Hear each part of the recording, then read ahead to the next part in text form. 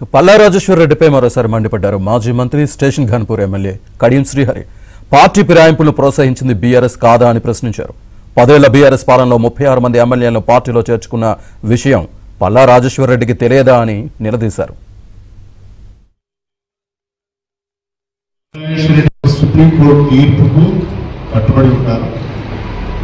న్యాయ వ్యవస్థపై నాకు ప్రేమ ఉంది, గౌరవం ఉంది. తీర్పు వరకు తీర్పుకు నేను కట్టుబడి ఉంటానని చెప్పి సందర్భంగా తెలియజేస్తాను.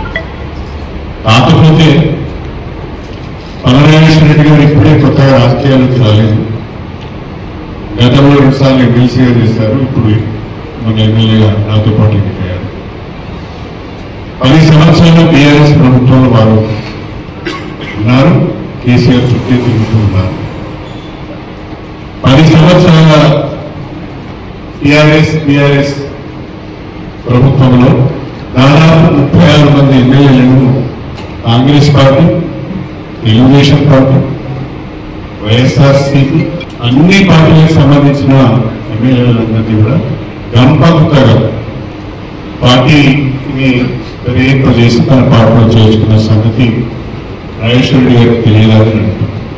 అంతేకాకుండా వేరే పార్టీలు గెలిచి ఈ పార్టీలోకి చేరిన తర్వాత ప్రభుత్వంలో వాళ్ళకు మంత్రి పదవులు కట్టబెట్టింది వాస్తవం కాదు.